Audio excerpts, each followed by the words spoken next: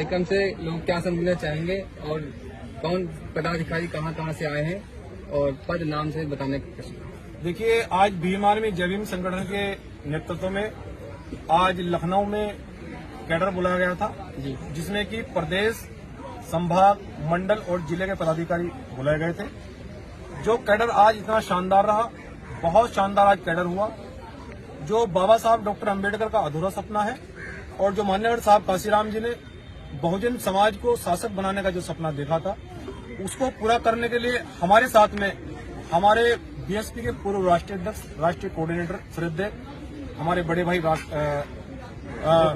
जयप्रकाश जी भी हमारे साथ में इस आंदोलन में बड़ी मजबूती से खड़े हो गए हैं। हम इस आंदोलन को पूरे देश के अंदर इतना मजबूत करने के लिए जा रहे हैं कि जो लोग ये कहते हैं कि अब बहुजन समाज शासक नहीं बन पाएगा, जो लोग ये कहते हैं कि बहुजन मूवमेंट अब कुछ नहीं कर पाएगा, लेकिन आज बहुजन समाज के युवा ने ये तय किया है और उन्हें ये ललकारा है कि ईमानदार बहुजन मूवमेंट के लोग आज भी समाज में काम कर रहे हैं। आज भी जो ईमानदार आंदोलनकारी हैं, जैसे हमारे श्रद्धेय जयप्रकाश जी हैं, वो कहीं किसी पार्टी में नहीं गए।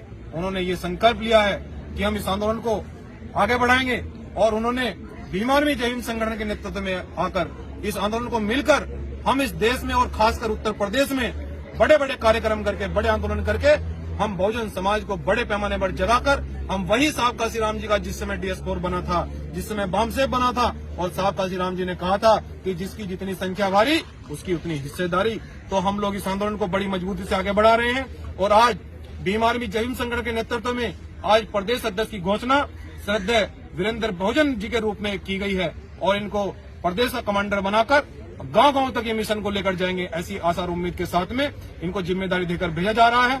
और आज पूरे प्रदेश के लोगों ने, मंडल के लोगों ने, जिले के लोगों ने ये संकल्प लिया है कि हम इस मिशन को किसी भी रूप में रुकने नहीं देंगे। हम मजदूर किसान के बच्चे, हम दलित, पिछड़े, अल्पसंख्यक, आदिवासी और हर तबके का व्यक्ति मिलकर हम बहुजन संतों महापुरुषों के मिशन को अब जब तक नहीं रोकेंगे, जब तक बाबा साहब का सपना, मान्यवर साहब काशीराम जी का सपना पूरा नहीं होता। बहुत बहुत धन्यवाद। बहुजन भीम आर्मी जय भीम संगठन बनाने की आवश्यकता क्यों पड़ी, जबकि बहुजन समाज को आगे ले जाने के लिए बहुजन समाज पार्टी और भीम आर्मी पहले से ये संगठन चल रहे हैं। बाबा साहब ने कोई पार्टी बनाई थी?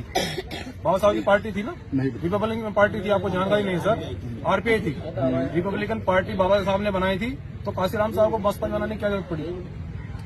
तो उसीलिए समय समय पर परिस्थितियां बदलती रहती हैं। अब ठंड है तो कल गर्मी होगी और फिर गर्मी के बाद हमें जो है ना फिर से स्वेटर निकालने पड़ेंगे, तो परिस्थिति के अनुसार चलना पड़ता है। आज बहुजन समाज का युवा क्या चाहता है, वो बहुजन देश आज क्या चाहता है? पहले बाइकों से चलते थे, अब हवाई जहाज से चल रहे हैं। तो समय समय पर परिस्थितियां बदलती रहती हैं, लेकिन हम लोग, साहब काशीराम जी बात कर रहे थे कि हम गरीब लोग, हम गरीब मजदूर किसान लोग इतने बड़े बड़े पूंजीपतियों का मुकाबला कैसे करेंगे? लेकिन आज मैंने अपने कार्यकर्ता पदाधिकारियों को कहा है कि हम बड़े बड़े पूंजीपतियों का उपयोग, बड़े बड़े संसाधन लोगों का उपयोग हम मोटरसाइकिलों से, साइकिलों से जाकर उसी तरह करेंगे जिस तरह से साहब काशीराम जी ने इस देश में पूंजीपतियों का मुकाबला किया था और इस सूबे के अंदर पूर्ण बहुमत से सरकार बनाकर दिखाई। और उस मिशन को मंजीत सिंह नोटियाल और माननीय हमारे जयप्रकाश जी इस मिशन को पूरे देश के अंदर मजबूती से ले जाने का काम करेंगे। बहुत बहुत धन्यवाद। ये कार्यक्रम किस जगह कहाँ पे किया गया है? ये कार्यक्रम इको गार्डन लखनऊ में किया गया है और जिसमें कि आज हमारे मुख्य वक्ता के रूप में जयप्रकाश जी उपस्थित थे। बहुत सारे प्रदेश से लोग आए, बहुत सफल कैडर रहा और आगे आप देखते जाइए। मैं बहुजन समाज से खासकर एक अपील करता हूं कि आपने एक नए बिकने वाला आंदोलनकारी तैयार किया है, आपने एक नए बिकने वाला नेता तैयार किया है। तो वही साहब काशीराम कह रहे थे कि मुझे बिकाऊ नहीं, मुझे टिकाऊ आंदोलन की जरूरत है और उनका बेटा टिकाऊ आंदोलन करके दिखाएगा। धन्यवाद। यूपी के मुख्यमंत्री योगी आदित्यनाथ ने भी बयान दिया है कि बटोगे तो कटोगे, इस पर आपका क्या कहना है? हम न बटेंगे और न कटेंगे, हम केवल अब बहुजन समाज के लोग डटेंगे, संविधान को हाथ में लेकर गांव-गांव तक जाकर ये समझाएंगे कि जिसकी जितनी संख्या बारी उसकी उतनी हिस्सेदारी, आरक्षण जमीन लेकर रहेंगे। इसलिए न बटेंगे न डटेंगे, केवल न बटेंगे न कटेंगे, केवल डटेंगे और लड़ेंगे। जिंदाबाद जिंदाबाद जिंदाबाद जिंदाबाद जिंदाबाद।